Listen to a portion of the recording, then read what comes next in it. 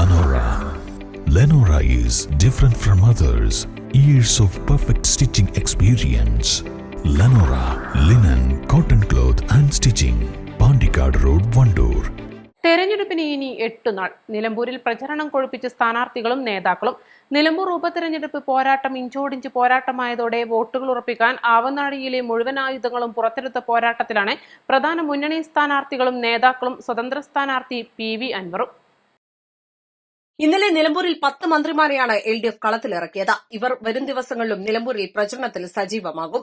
പ്രതിപക്ഷ നേതാവ് VD സതീശൻ, ഉപനേതാവ് PK Kunhalikutty, KPCC president Sunny Joseph, Muslim League സംസ്ഥാന ജനറൽ സെക്രട്ടറി PMA സലാം, ഘടകകക്ഷി നേതാക്കൾ, MPമാർ, MLAമാർ എല്ലാവരും മണ്ഡലത്തിൽ പ്രചരണത്തിലാണ്. CPM സംസ്ഥാന സെക്രട്ടറി MV ഗോവിന്ദൻ, CPI സംസ്ഥാന സെക്രട്ടറി ബിനോയ് വിശ്വം, ഘടകകക്ഷി നേതാക്കൾ എന്നിവരും പ്രചരണത്തിലാണ്. NDAയ്ക്കായി കേന്ദ്രമന്ത്രി ജോർജ് കുര്യൻ, BJP ദേശീയ നിർവാഹക സമിതി അംഗം K സുരേന്ദ്രൻ, BDJS സംസ്ഥാന president Tushar Vellappally, advocate Shone George, Anoop Antony, PK Shobha Surendran ഉൾപ്പെടെ നേതാക്കളുടെ വൻ നിരയാണ് പ്രചരണത്തിനുള്ളത്. 13-ന് പ്രിയങ്ക ഗാന്ധിയും 13, 14, 15 തീയതികളിലായി പിണറായി വിജയനും മണ്ഡലത്തിൽ പ്രചരണം നടത്തും. PV അൻവറിനായി Trinamool Congress MP Yusuf പഠാനും 15-ന് പ്രചരണത്തിനെത്തും. പ്രചരണം കൊഴുക്കുമ്പോഴും 1 വർഷത്തിന് താഴെ മാത്രം കാലാവധിയുള്ള തെരഞ്ഞെടുപ്പ് എന്ന നിലയിൽ വോട്ടർമാരിൽ നിസ്സംഗത ഉണ്ടാകുമോ എന്ന ആശങ്കയും മുന്നണികൾക്കുണ്ടാകും. 2,32,384 വോട്ടർമാരാണ് നിലമ്പൂർ ഉപതെരഞ്ഞെടുപ്പിന്റെ വിധി നിർണ്ണയിക്കാൻ കാത്തിരിക്കുന്നത്.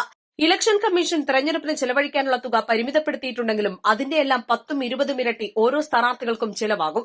അതിനാൽ തന്നെ പ്രചരണ പരിപാടികൾ അധികവും സ്പോൺസറിംഗായി മാറും. East live, Nilambur.